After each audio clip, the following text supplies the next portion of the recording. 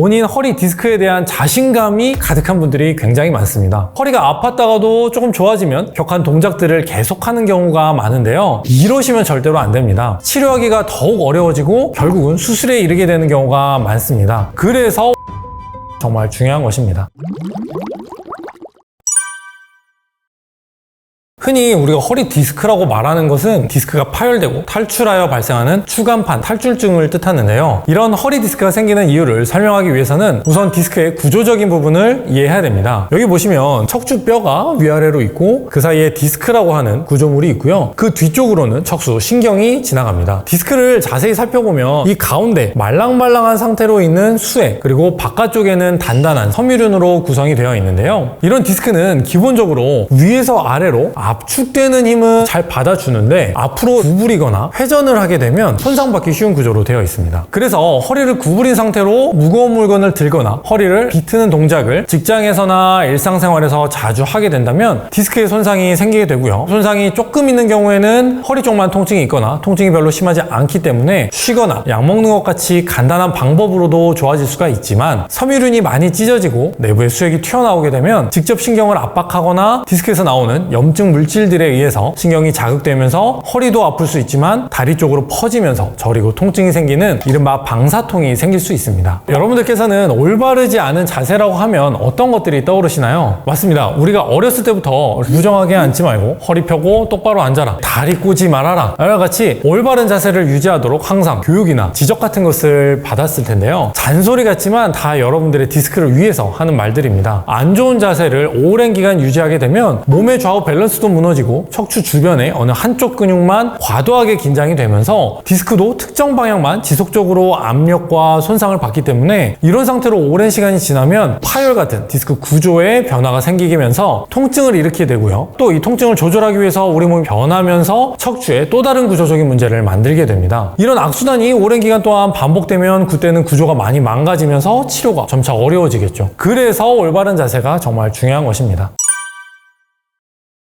수면 시간은 우리 몸이 회복되는데 굉장히 중요한 시간입니다. 사람마다 좀 다르긴 하지만 평균 하루에 3분의 1 정도에 해당하는 8시간 정도를 수면에 사용한다고 하는데요. 특히 누워있을 때 허리 디스크에 가해지는 압력이 줄어들기 때문에 이때 디스크에 손상을 주지 않는 좋은 자세를 유지를 해야 하루 종일 긴장된 허리 주변 근육도 쉴 수 있고 손상받은 디스크의 회복도 잘 될 수 있기 때문입니다. 최악의 수면 자세는 여러 가지가 있을 수 있지만 옆으로 누워서 새우처럼 이렇게 허리를 구부리고 쪼그려 자는 자세가 가장 안 좋다고 생각을 합니다. 허리를 구부리기 때문에 디스크에 지속적인 압력을 주게 되고요. 허리 뒤쪽의 근육도 덩달아 긴장되기 때문에 통증을 더욱 일으킬 수 있습니다. 그리고 허리뿐만 아니라 어깨도 안으로 말리면서 라운드 숄더도 되고 목 주변의 근육도 과도하게 긴장되기 쉬운 자세이기 때문에 좋지 않습니다.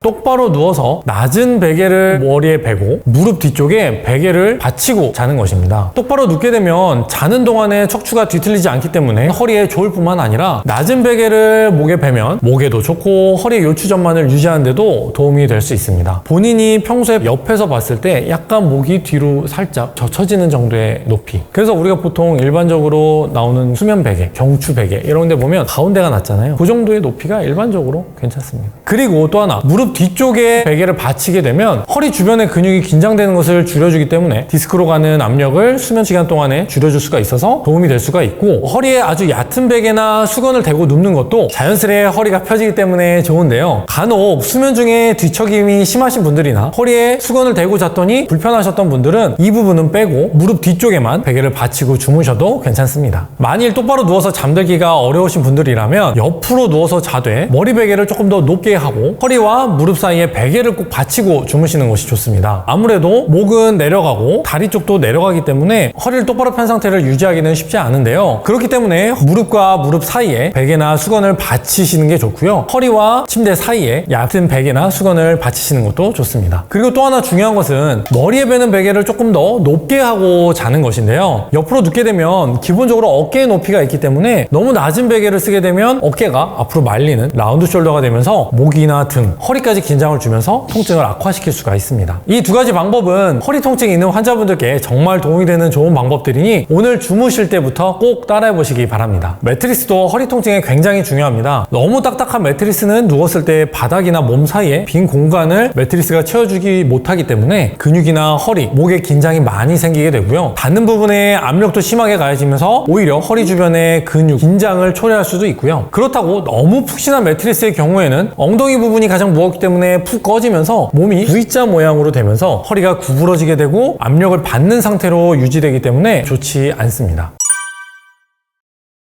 디스크의 좋은 자세는 반대로 어떤 자세가 디스크에 손상을 많이 주는지를 생각해보면 쉽게 답이 나옵니다. 허리 디스크는 위아래 압력에는 강하지만 앞으로 구부리거나 회전을 하게 되면 손상받기 쉽기 때문에 허리를 구부리지 않는 요추 전만 자세를 유지하는 것이 디스크에는 가장 좋습니다. 그렇다면 최악인 자세는 당연히 허리를 구부리고 있는 자세나 비틀고 있는 자세겠죠. 제가 추천드리는 좋은 앉아있는 자세는 바로 궁둥뼈의 위치를 이용한 자세입니다. 여러분들께서 지금 앉아있는 상태에서 엉덩이 아래에 손바닥을 대보시면 엉덩이 근육 바로 안쪽으로 가장 돌출되어 만져지는 부분이 궁둥뼈 결절이라는 부분입니다. 손을 댄 상태에서 무정하게 의자의 등받이에 기대게 되면 궁둥뼈 결절 부분이 손가락의 앞쪽으로 이동하면서 궁둥뼈의 뒤쪽이 의자의 바닥에 닿게 됩니다. 반대로 허리를 펴는 요추전만을 유지하면서 올바른 자세를 만들게 되면 조금 전에 앞쪽으로 이동했던 궁둥뼈에 돌출된 부분이 손가락 뒤로 이동하면서 궁둥뼈의 앞쪽이 의자의 바닥에 닿게 되는 것입니다. 바로 이 상태, 오래 앉아있는 분들께 추천드리는 자세입니다. 오랜 시간 유지하는 것이 힘들다면 허리 뒤쪽에 쿠션을 간단하게라도 받치면 오랜 시간 앉아도 허리가 앞으로 구부러지지 않는 좋은 자세를 유지할 수 있으니 꼭 따라해 보시기 바랍니다. 제가 허리 디스크 환자분들께 추천드리는 것은 딱 이거 하나입니다. 허리를 최대한 펴고 걷기 운동하세요입니다. 아랫배에 약간의 힘을 주고 허리를 이렇게 편 상태에서 걷기를 하면 허리 뒤쪽 척추 기립근에 자극을 주면서 허리 디스크 주변 근육뿐만 아니라 우리 몸의 전반적인 밸런스를 유지하는 데 중요한 엉덩이의 대둔근도 같이 활성화가 됩니다. 디스크로 고생하시는 분들은 꼭 허리를 펴고 걷는 운동을 해보시기 바랍니다. 계단 오르기는 허리 통증이 어느 정도 좋아지면 등산이나 계단 오르기를 할 때 낮은 계단을 조금 몇 발자국만 올라가는 거는 우리가 허리를 펴고 잘 올라갈 수 있는데 등산이 심해지거나 계단을 예를 들면 5층, 10층을 가게 되면 마지막엔 이렇게 올라가게 되거든요. 당연히 허리가 구부러지는 자세가 안 좋은 거니까 문제가 생길 수가 있겠죠.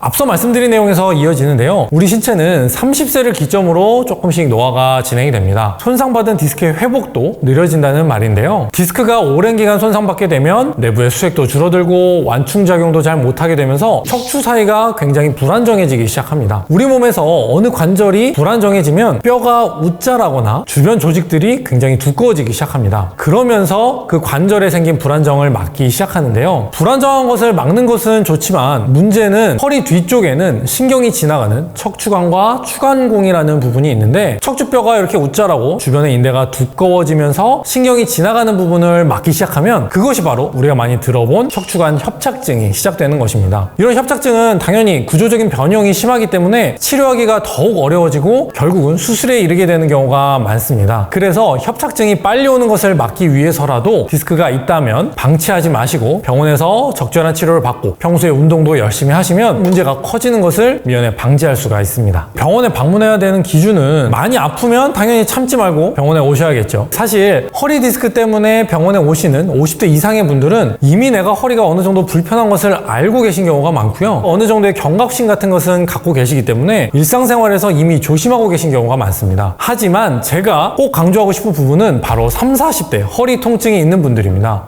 나는 건강해. 뭘 들다가 운동하다가 허리가 아팠다? 괜찮아. 이거 쉬면 좋아질 거야. 이런 생각으로 본인 허리 디스크에 대한 자신감이 가득한 분들이 굉장히 많습니다. 허리가 아팠다가도 조금 좋아지면 특별한 조치 없이 바로 격한 운동이나 일상생활에서의 격한 동작들을 계속하는 경우가 많은데요. 이러시면 절대로 안 됩니다. 나이에 상관없이 안 아프던 허리가 갑자기 아파지거나 아팠다 좋아졌다 하는 증상들이 반복되거나 그 빈도가 점차 자주 생기는 경우에는 꼭 병원에서 디스크에 관한 진료를 받으시는 것이 좋습니다.